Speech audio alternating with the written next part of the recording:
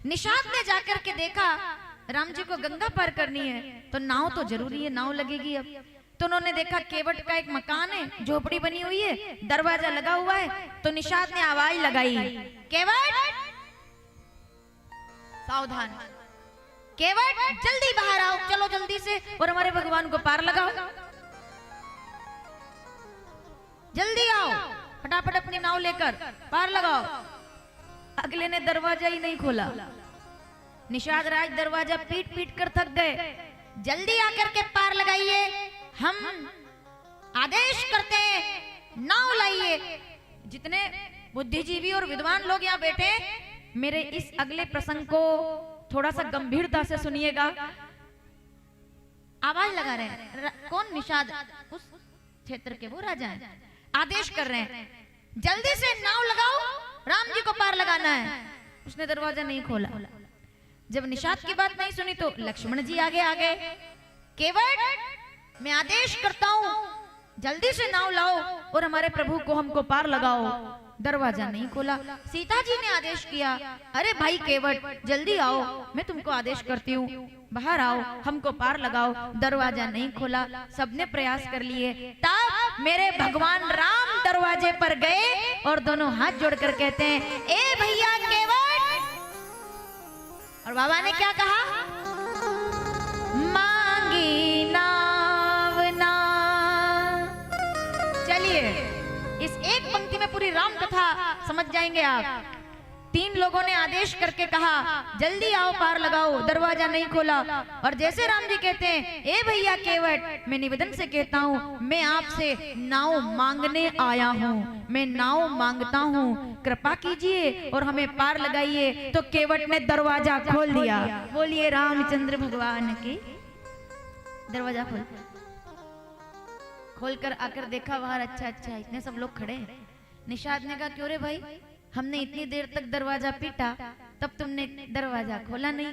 राम जी बोले, तुम आ गए, क्यों तुमने अब दरवाजा कैसे खोल दिया? इस जवाब पर ध्यान रहे आपका, एक एक शब्द पर, एक एक पंक्ति पर। केवट ने क्या कहा कि यही तो बात है, मैं तो देखने आया हूं। क्या देखने आए हो?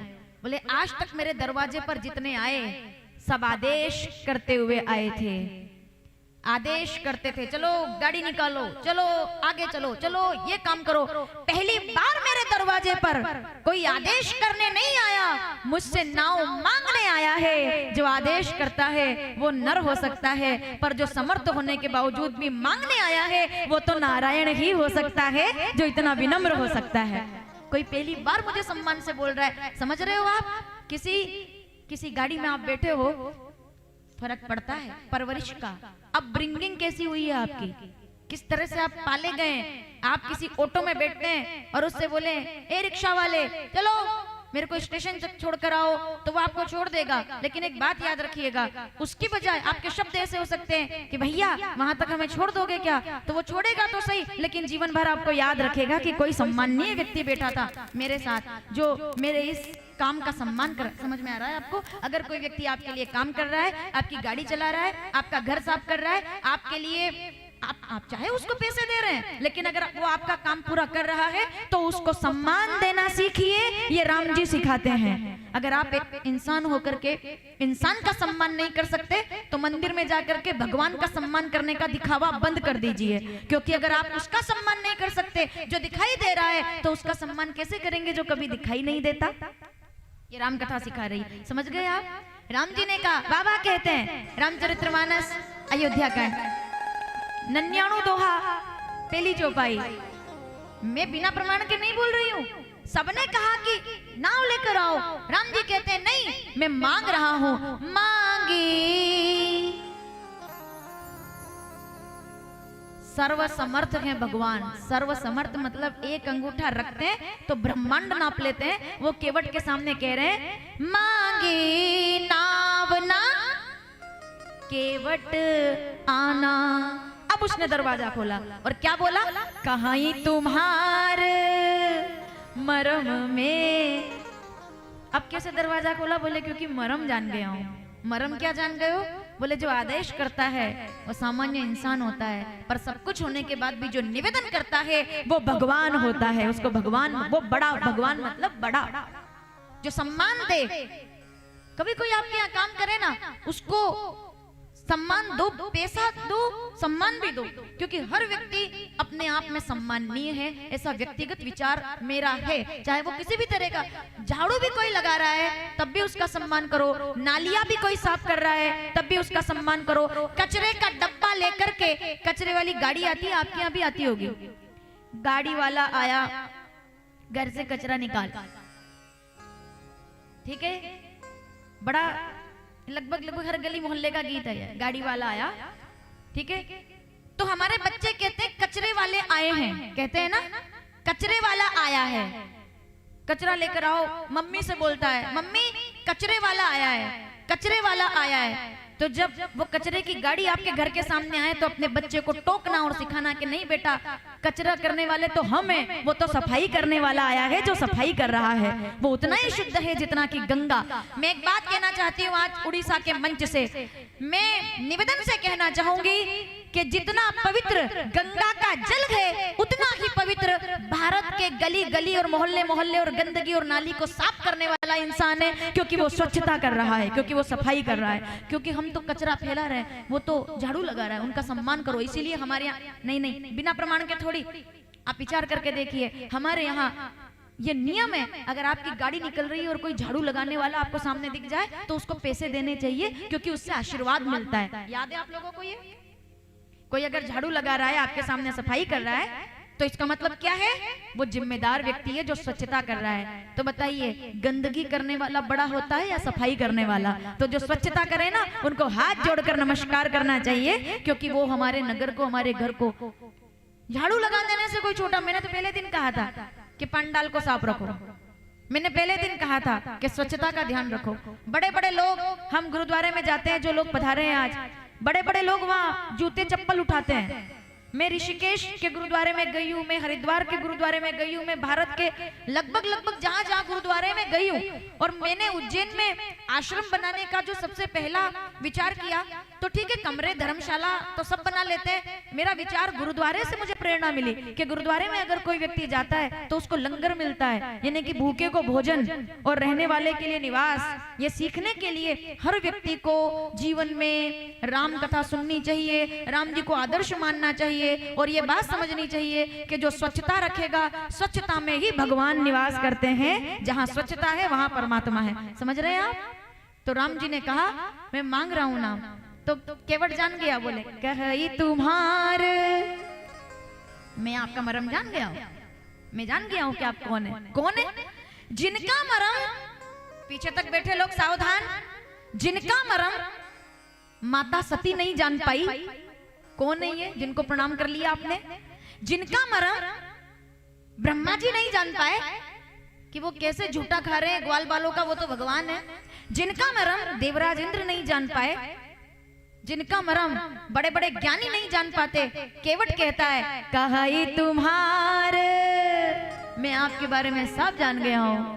तो भगवान ने कहा भैया हम नाव मांग रहे हैं, हमें पार लगा दो। केवट ने कहा मैं बड़ा आपका आदर करता हूँ, लेकिन समस्या यह है कि मैं पार नहीं लगा सकता। अब राम कथा सुनने और पढ़ने वाले लोग सावधान, मैं आपको पार नहीं लगा सकता।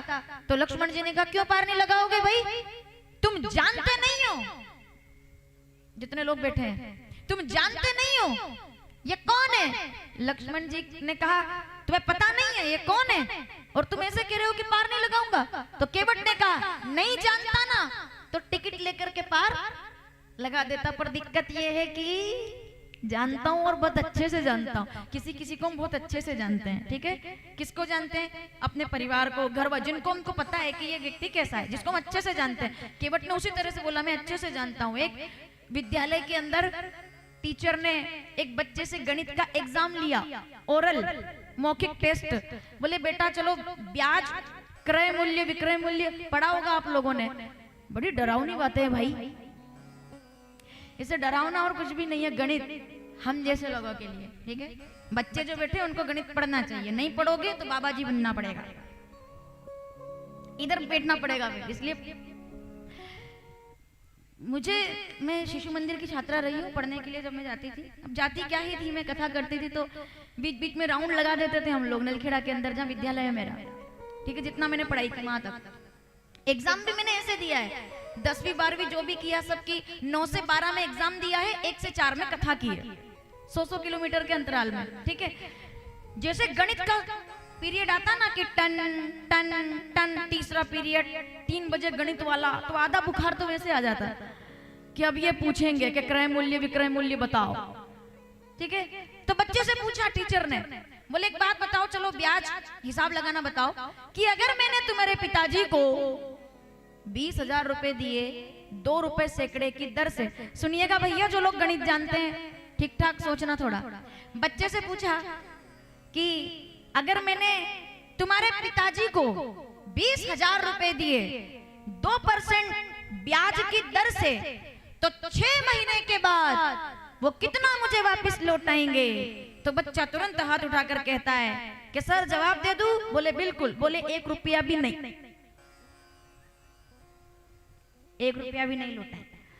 टीचर को बड़ा क्रोध आया, मतलब ये तो बात खराब करवा देगा, फेल हो जाएगा तो सब कहेंगे क्या पढ़ाया क्या पढ़ाया। मैंने कहा चलो खड़े हो जाओ, हाथ आगे करो, टप करके, और उसको स्केल से इतने दिन हो गए गणित पढ़ते पढ़ते, तुमको हिसाब नहीं आया, तुमको गणित नहीं आया, तुमको हिसाब का आइडिया नहीं आया, तुमको गणित का आइडिया नहीं है। तो उस लड़के ने कहा सर मुझे तो गणित और हिसाब का आइडिया है, पर शायद आपको मेरे पिताजी का आइडिया नहीं है। अगर उनको कोई 20,000 रुपए देगा 6 महीने के लिए, तो वो गायब ही होंगे, लौटाना तो दूर की बात है, वो नहीं मिलने के। फिर अगर आप घर के बाहर खड़े होके फोन लगाओगे कि पिताजी घर पे है, तो वो अंदर होके भी कहेंगे कि बोल दो कि अभी नहीं हूं, अभी नहीं हूं। इसलिए मैं तो जानता हूं जवाब, पर आप मेरे पिताजी को नहीं जानते। तो वैसे ही क्या कहा केवट ने, कहा तुम्हारे मरम में, मैं आपका मरम जानता हूं, नहीं जानता तो आपको पार लगाता, लेकिन जानता हूं ना। क्या जानते हो? छुवत शिला। आप वही राम जी है ना जो अपने पैरों की धूली अगर शिला पर गिराए तो वो नारी बन जाती है। तो मेरी काठ की है नाव, तेरे जादू भरे पाँव, मोहे डर लागे राम, कैसे बिठाऊं तो है नाव में। मेरी नाव अगर नारी बन गई तो सब गड़बड़ हो जाएगा। अगर नाव नारी बन गई, मैं आपसे निवेदन करता हूँ समझ जाइए, अगर नाव नारी बन गई तो वो नारी को मैं जब घर लेकर जाऊंगा तो मेरी पत्नी पूछेगी ये कौन है। तो लक्ष्मण जी ने कहा तो समझा देना कि ये नाव नारी बन गई। तो केवट ने क्या कहा, इसीलिए तो राम जी को समझा रहा हूं, क्योंकि राम जी को समझाना सरल है। सुनो आगे, जरा उधर के लोग बैठे वो भी, इधर बैठे ये भी। लक्ष्मण जी ने कहा कि पत्नी को समझा देना कि ये नाव नारी बन गई। राम जी को क्यों समझा रहे हो कि आपके चरणों में धूल से नारी बन जाते हैं पत्थर? तो वो क्या बोला केवट, बोले इसी दिक्कत से तो बचना चाहता हूँ। बोले क्या? कि राम जी को समझाना सरल है पर पत्नी को समझाना बड़ा कठिन है, ये नहीं हो पाएगा। इसलिए निवेदन राम जी को समझा रहा हूं कि ऐसा गजब ना करो आप, अगर नाव नारी बन गई तो गड़बड़ हो जाएगा। तो राम जी कहते हैं केवट बड़ी देर हो रही है, भैया पार लगा दो ना। तो केवट ने कहा प्रभु मैं निवेदन करता हूँ, जो प्रभु पार अवसी का चाहूं, चरण सरोज पखारन दयहूं। अगर आप सच में चाहते हैं कि मैं पार लगा दूं तो मेरी बात मान लीजिए। तो लक्ष्मण जी महाराज थोड़ा सा धीरे से ऐसे बोले, मतलब ऐसे राम जी से बोले इधर आना भैया थोड़ा। बोले क्या? कैसा भक्त है आपका जो आपकी बात नहीं मानता? पीछे तक के बैठे लोग सावधान, माताओं मेरी आवाज आ रही है आपको? अब इसको ध्यान से सुनना, ठीक है? लक्ष्मण जी ने कहा क्या?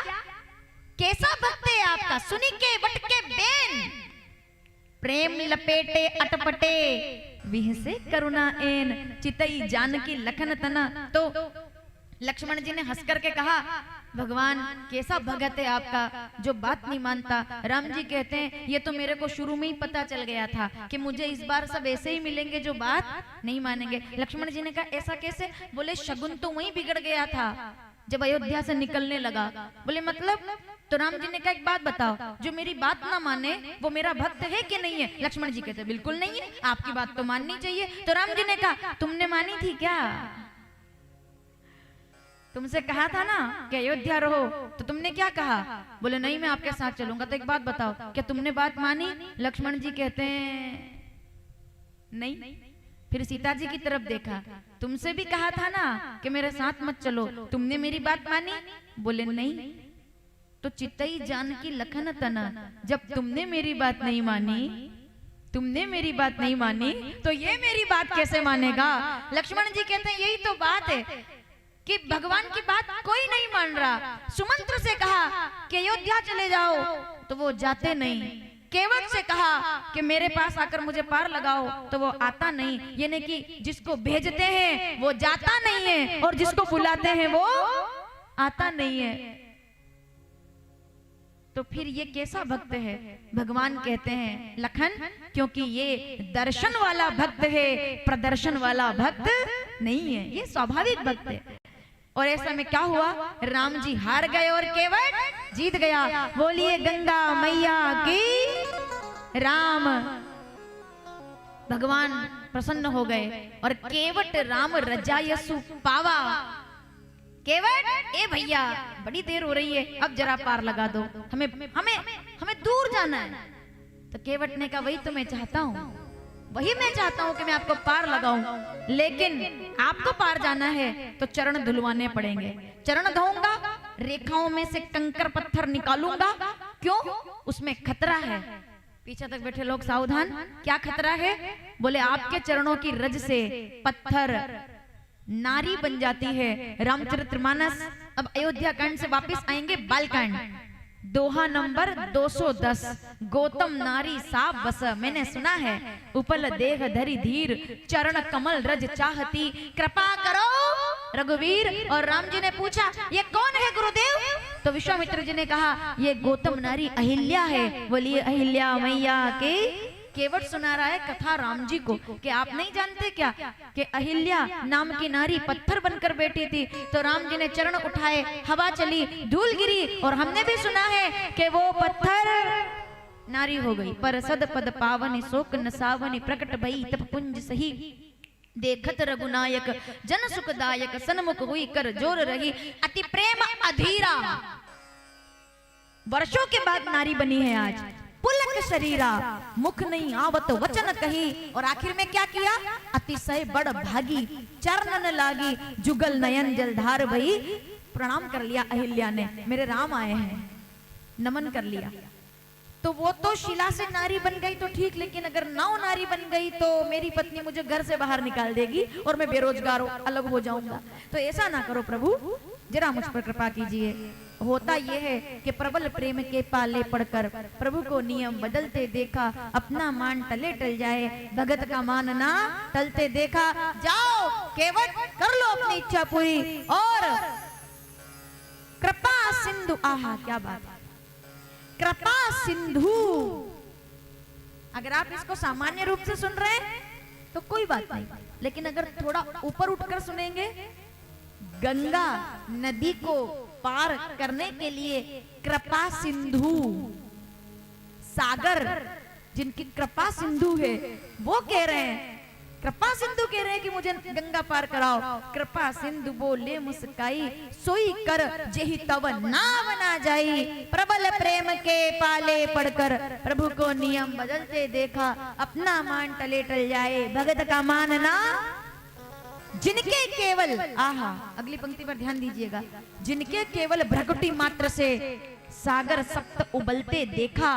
भागवत सुनी आप लोगों ने कई बार, पाताल गुटकुरी में हमने सुनी है, भैंसा ताल में सुनी है, भालूकोना में सुनी है, कई जगह पर हमने कथाएं की है यहाँ आसपास। तो जिनके केवल भ्रकुटी मात्र से सागर सप्त उबलते देखा, पीछे तक के बैठे लोग सावधान, उनको गोकुल में माखन पर 100 बार मचलते देखा, अपना मान टले टल जाए, भगत का मान ना टलते देखा। भगवान हार गए, भगवान हार गए तो केवट ने पैर पकड़ लिए, प्रभु मैं चरण धो करके और आपको पार लगा दूंगा। तो केवट राम रजायसु पावा। आहा अब यहाँ देखो, पानी कठौता भर ले आवा, एक पैर अंदर और दूसरा पैर बाहर।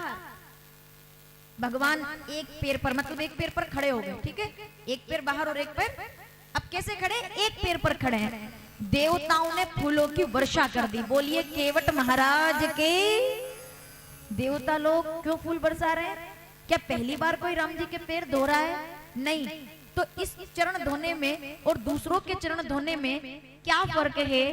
तो क्या बोलते हैं देवता कि आज तक हमने देखा था कि भक्त भगवान के सामने एक पैर पर खड़े होते हैं। सुनिएगा ध्यान से। आज तक हमने देखा था कि भक्त करते हैं ना ताड़ासन, आसन, प्राणायाम, तप, उपवास, व्रत, किसके लिए? भगवान के लिए। पर आज तो कहानी बदल गई।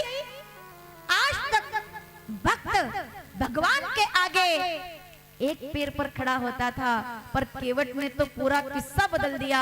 आज भगवान भक्त के सामने एक पैर पर खड़े हैं, उसको केवट कहते हैं। एक पैर अंदर और दूसरा पैर, क्या बात है, ये कोई मामूली बात नहीं है।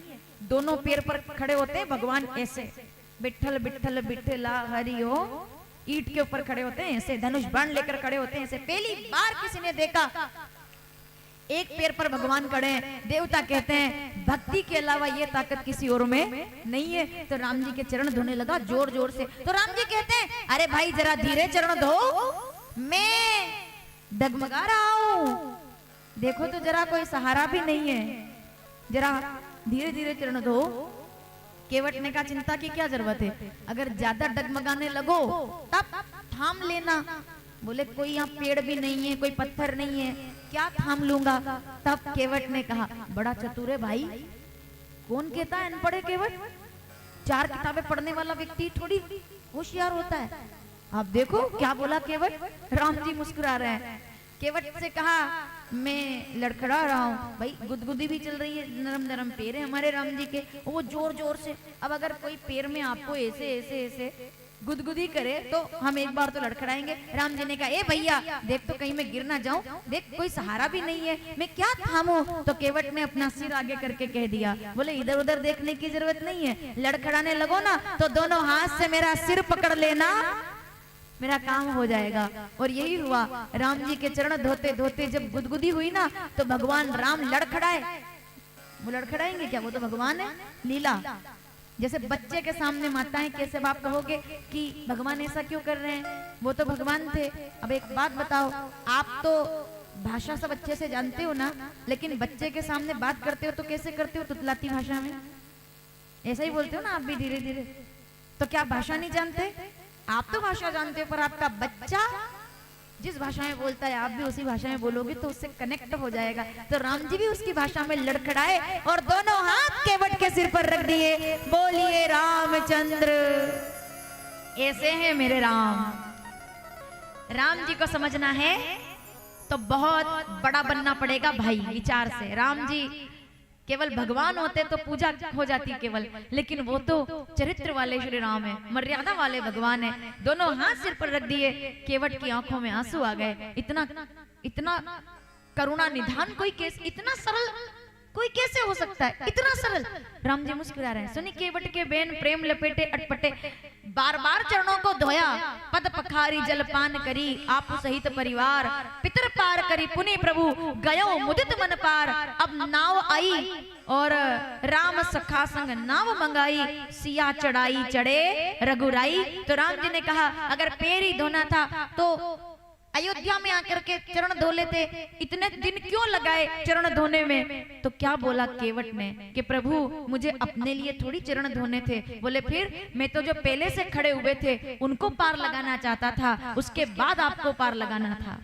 बोले पहले से कौन खड़ा था? बोले मैंने आपके चरणों के जल से पहले अपने पूर्वजों को भवसागर से पार लगाया है, उसके बाद आपको नाव में बिठाया है इस कठोते के जल से। बोले वो कैसे? कि भागीरथ जी महाराज सागर के 60,000 पुत्रों का कल्याण करने के लिए जब गंगा को धरती पर ला सकते हैं, तो क्या मैं अपने पूर्वजों का कल्याण करने के लिए इन्हीं चरणों को धोकर गंगा को प्रकट नहीं कर सकता? मैंने अपने पूर्वजों का कल्याण करवाया है, उसके बाद मैंने आपको नाव में बिठाया है। क्या बात है। राम जी मुस्कुरा दिए कि ये ना समझना कि ये अनपढ़ है भाई, ये तो सबसे पढ़ा लिखा निकला, जिसको ये पता है ना कि पूर्वजों को पार कर। राम जी क्यों केवट को इतना प्रेम से देख रहे हैं? क्योंकि जो व्यक्ति अपने बुजुर्गों का आदर करता है, अपने पूर्वजों का सम्मान करता है, दीवारों पर आपके जो तस्वीरें लगी हुई है ना घर में, दादा परदादा स्वर्गीय लिखा होगा सामने। एक बात मेरी सुनिएगा, दुनिया के चारों धाम एक तरफ, दुनिया के सब तीर्थ एक तरफ, और आपके घर के पूर्वज एक तरफ हैं, उनका आशीर्वाद मिल जाता है तो चारों धाम का आशीर्वाद प्राप्त हो जाता है। कई बार लोग कहते हैं, आपके मन में एक संदेह उठता है, कई बार माताएं पूछती है कि जो लोग दुनिया में नहीं रहते तो ऐसे लोगों की तस्वीर घर में लगानी चाहिए, रखनी चाहिए, कि मतलब हिंदी में कहें तो मरे हुए लोगों की तस्वीर घर में नहीं रखनी चाहिए, ऐसा लोग पूछते हैं। क्योंकि आजकल नए नए विद्वान लोग आ गए ना, तो जो बता देते हैं लोग फिर डर जाते हैं, अरे इसलिए ऐसा हो रहा है। अच्छा मैं एक बात बताती हूँ, कोई व्यक्ति उठ करके आपके घर आ जाए और बोल दे आपके घर में तो ये तकलीफ हो रही है, ये इस दिशा में, ये उस दिशा में, ज्यादा चक्कर में मत पड़ना। अगर राम जी का अनुग्रह है ना तो हर दिशा अच्छी है। ये जितने बुजुर्ग लोग बैठे हैं, मुझे ईमानदारी से बताओ, पहले जब घर बनाते थे तो कोई इतना वास्तु सब देखते थे क्या? कोई नहीं देखता था, लेकिन उसके बावजूद भी माफ कीजिएगा, पहले के लोग वास्तु नहीं देखते थे, तब भी कच्चे मकान में पक्की शांति रहती थी। आज बड़े बड़े मकानों में कितना भी वास्तु देख लो, तब भी मकान तो बड़ा होगा पर शांति फिर भी नहीं मिलेगी, क्योंकि शांति वास्तु से नहीं आती, शांति राम जी की कृपा से आती है। मन चंगा, कोई एकदम से उठ के बोल देना अरे भैया आपका रसोई घर इधर नहीं इधर होना था, उसको चाय पिलाकर विदा कर देना।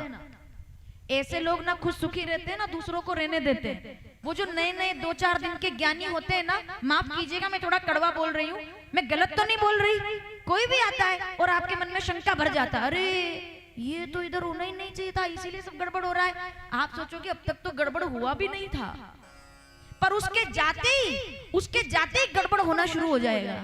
अब तक सब बढ़िया चल रहा था, अब गड़बड़ हो जाएगा। क्यों जी?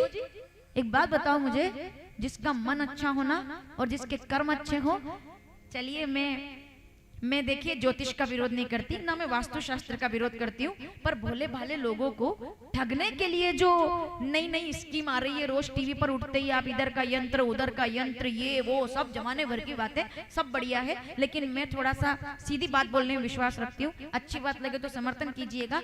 दुनिया में मैं किसी का विरोध नहीं कर रही, लेकिन एक बात निवेदन है मेरी कि अगर आपके कर्म अच्छे हैं और अगर आपने कभी किसी का बुरा नहीं किया है, तो एक बात बताइए मुझे, अयोध्या के परिवार में राम जी के घर का वास्तु गड़बड़ था क्या? वहां तो राम जी रहते थे ना। मुझे सवाल है उन लोगों से मेरा, क्या राम जी के घर का वास्तु गड़बड़ था क्या?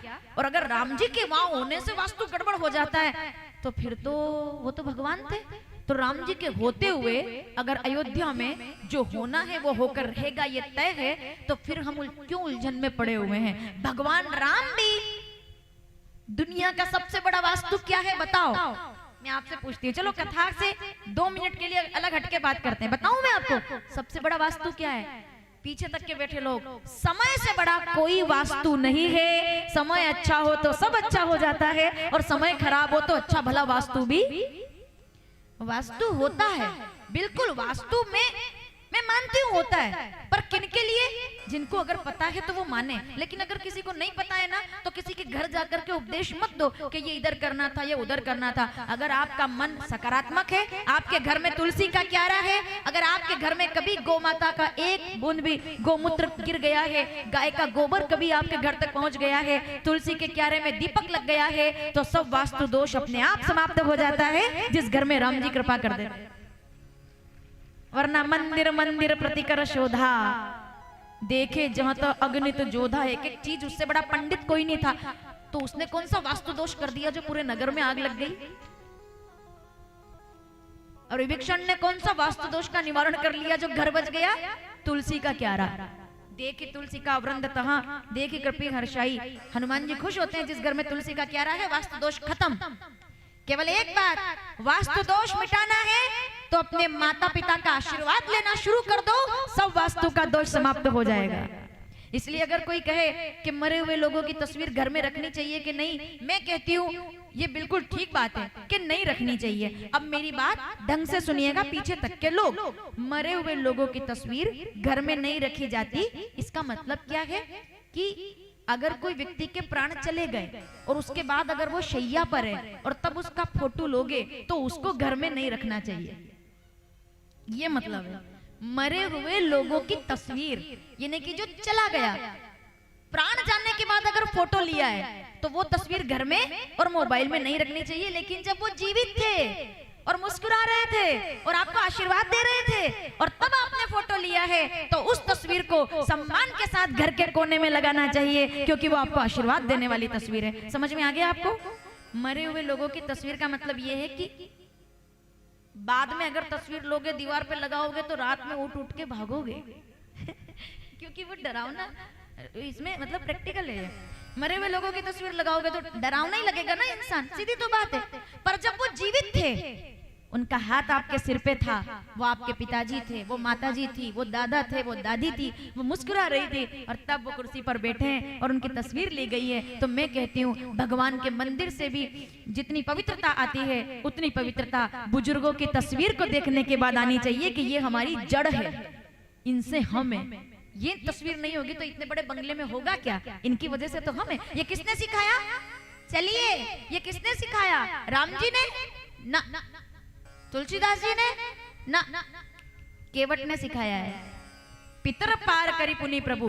केवट जैसा अनपढ़ व्यक्ति कहता है कि पितृ संतुष्ट है तो पूरी दुनिया के देवता आपके हैं, और पितृ खुश नहीं है, पूर्वज खुश नहीं है तो फिर कोई कल्याण नहीं करेगा, इसलिए मैंने आपके चरणों को धोया है। क्या बात है? तब राम जी मुस्कुरा दिए कि पूर्वजों का तुमने नाम लिया है, मैं उन्हें उनका उद्धार करता हूँ। नाव में बैठे भगवान, नाव चली, सब लोग जय जयकार करने लगे कि भक्त तो बहुत देखे, पूजा की थाली लेकर के और कंकु अक्षत करने वाले भक्त तो बहुत है, पर ऐसे हाथ की घड़ी बना करके और आदेश करने वाला कि पैर धुलाओ तो। राम जी कहते हैं अगर पैर धोने थे तो बिना पूछे धो लेते, कितने लोग मेरे पैर धोते, पूछते थोड़ी है। तो केवट ने कहा वही तो अंतर है उनमें और हम में। क्या? बोले वो जो पैर धोते हैं ना वो अपनी गरज से धोते हैं कि पैर धोएंगे तो तर जाएंगे, पर आज मुझे नहीं है गरज, आज तो जरूरत आपको है, इसलिए ये फर्क है कि मैं अपनी जरूरत से नहीं आपकी जरूरत की वजह से आपके पैर धुलवा रहा हूँ। ऐसा कहने वाला केवट ही हो सकता है भाई। तो देवताओं ने फूल बरसा दिए कि धन्य हो केवट। आइए जरा गाइए, कितने लोग केवट बनना चाहते हैं? चलो जल्दी बताओ, पूरे सम्मान के साथ। जिनको बनना है दोनों हाथ उठा दो। ये ऐसे ऐसे ना करो, ऐसे करो एकदम। श्री राम जय राम। राम सखा संग नाव मंगाई, सिया चढ़ाई चढ़े रघुराई। प्रणाम कर लिया केवट ने और अभी गंगा को प्रणाम किया और नाव लेकर आए, राम जी को बिठाया। देवताओं ने फूल बरसाए। कभी कभी भगवान को भी भक्तों से काम पड़े, जाना था गंगा पार प्रभु केवट की नाव चढ़े। कहाँ तो बड़े बड़े रथ, एक इशारे की देर थी और भगवान रथ मंगवा लेते, पर नहीं, भगवान कहते हैं अगर रथ मंगवा लूंगा तो केवट की नाव कब देख पाऊंगा, मुझे तो नाव से जाना है। आहा, क्या बात। कभी कभी भगवान को भी